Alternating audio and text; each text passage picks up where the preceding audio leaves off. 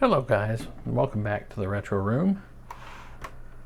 This is going to be a little update about the Commodore 128 and its fuzzy video that we had. I had an idea, but first let's get this machine apart. Again, model number is C128, which makes way too much sense.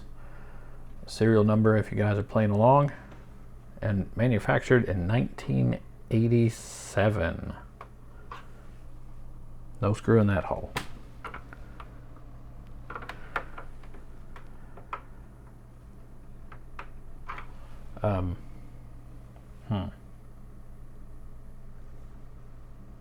Those are not Phillips screws, which I'm now remembering. Okay.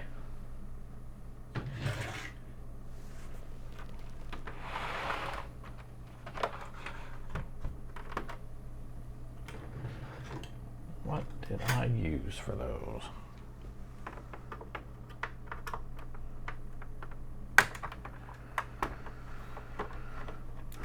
They are Torx bit, if you can see that in the camera.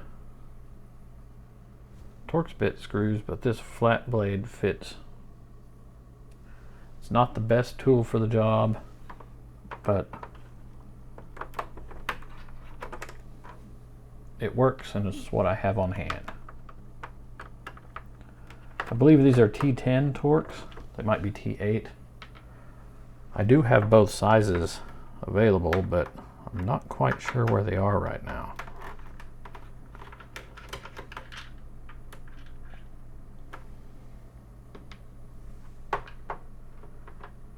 No screw in there. There is a screw in there.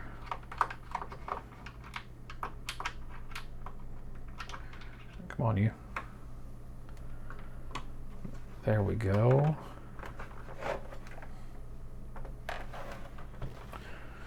Then we need to spudge this open. Just like last time, using my old library card for that.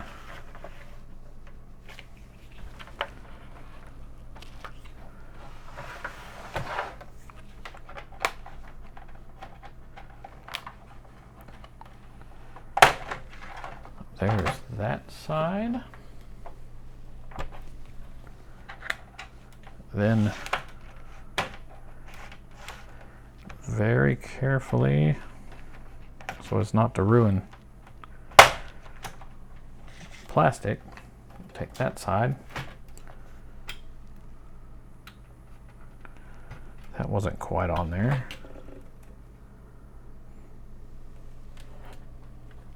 We're just going to lay this back because I don't think I need to take the keyboard off.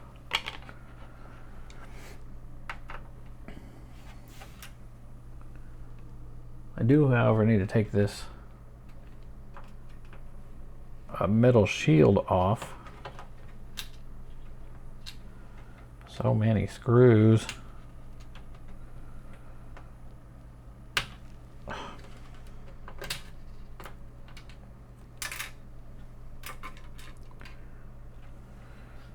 Not friendly for somebody with fat fingers.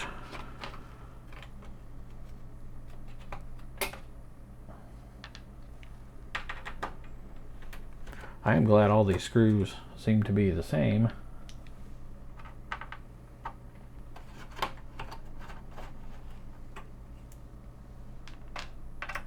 Except for one.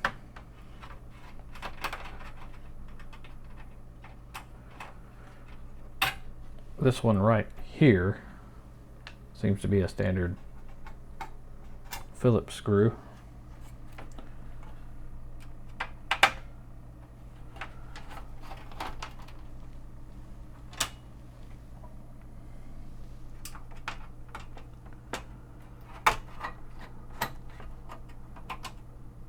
Come out of there.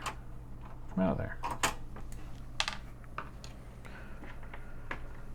But that is easy enough to deal with.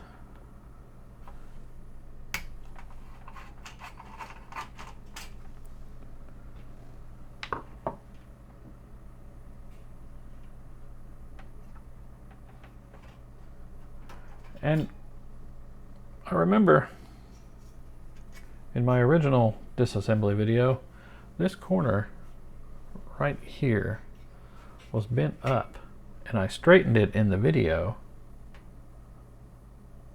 thinking that somebody had been in there and bent that away for some reason, but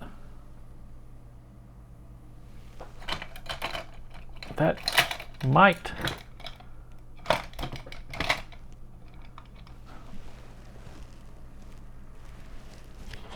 be what's causing our garbled video when this is assembled. So just bend that back out.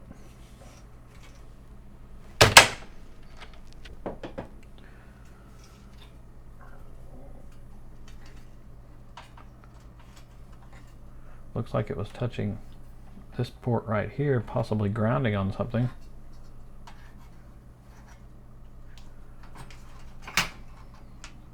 Or touching the board down there somewhere. I don't rightly know.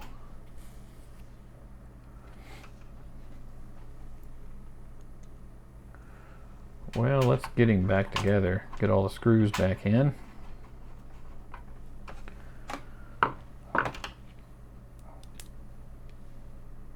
And then we will just see. We'll just see how he acts.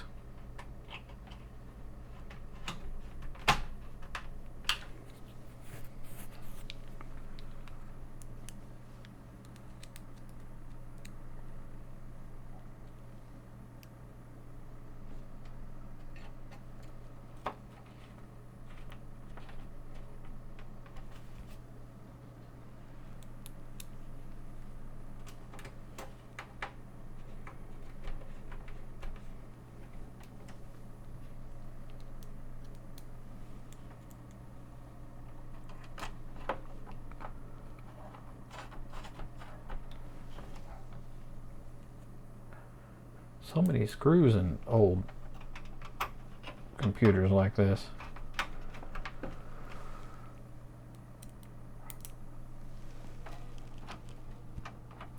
But still pretty easy to get into,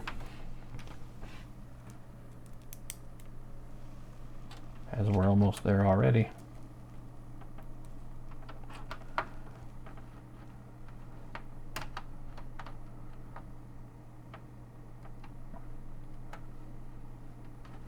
There we go.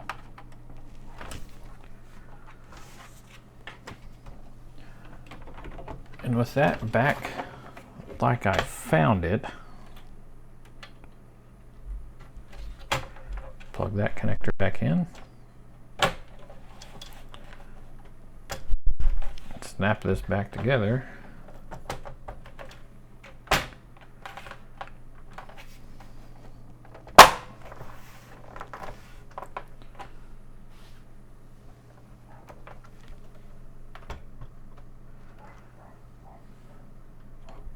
Now let me find my video cable for this guy, and then we'll see what it does.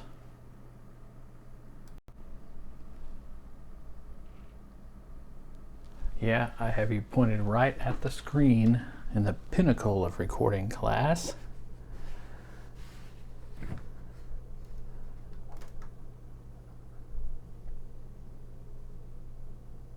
Making sure the TV is on. If I don't turn it off again.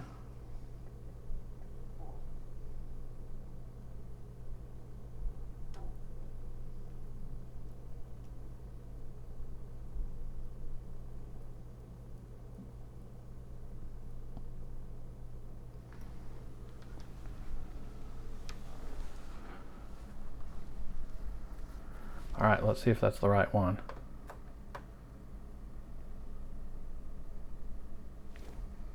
Yep. Cleaned it right up. We have the classic jail bars on here, but bending that shield seemed to clean that right up.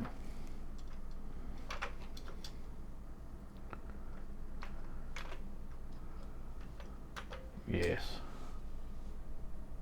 Turn into a Commodore 64. All right. we might as well plug a floppy drive up to this thing. You'll see it in action one more time. Here we have the drive, the IEC cable. It doesn't matter which one, which side of that goes into.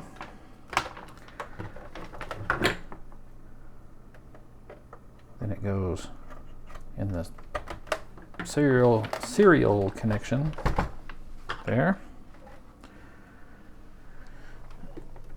Now this guy needs a power cable, like any other computer power cable.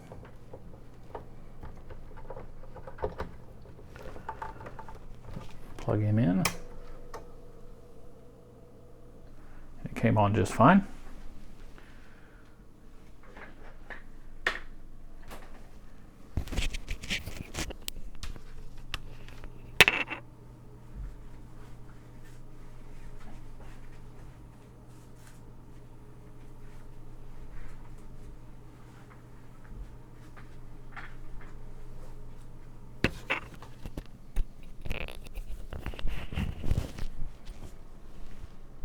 All right, let's fire up some of this Lords of Conquest. It's the only disc I seem to be able to get working right now.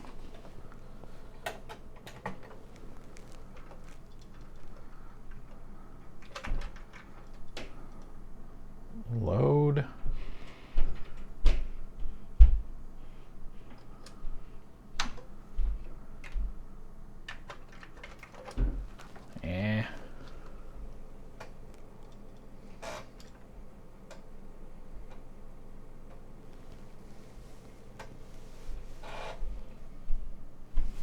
Okay.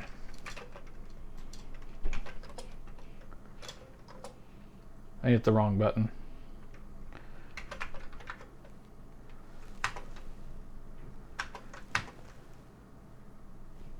Not 8. Star. Comma 8, comma 1.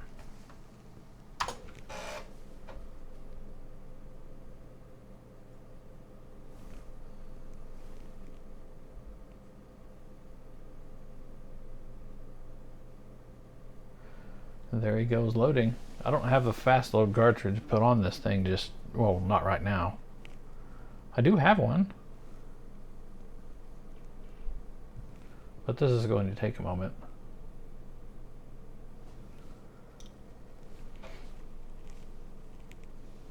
It'll tell us once it's done.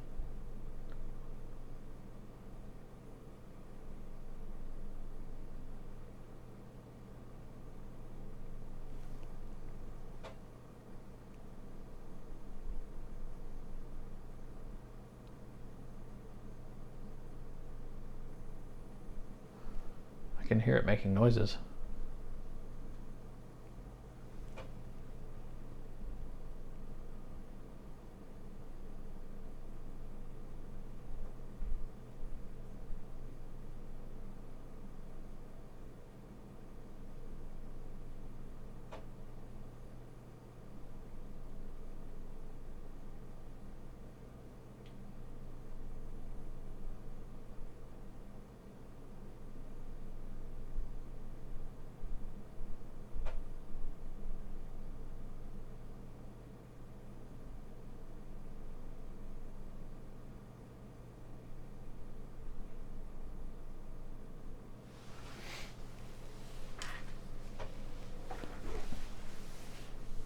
Yeah, he's certainly taking a while.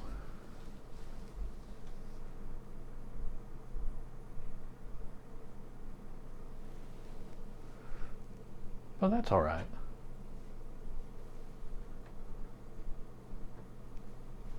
Patience is part of retro computing. He's ready now. Let's run it.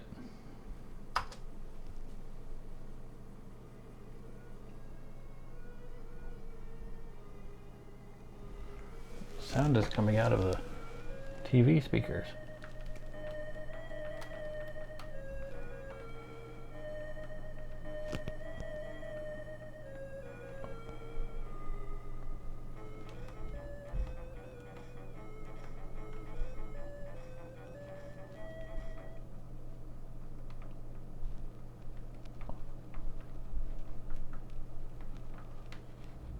That's no fun.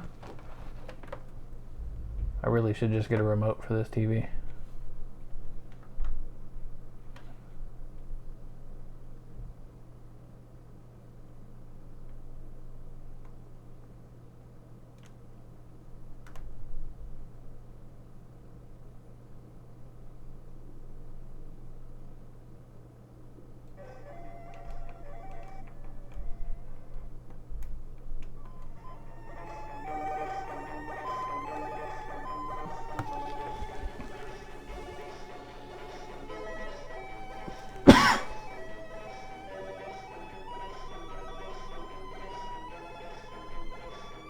Well, listen to that. Sounds like the SID works too.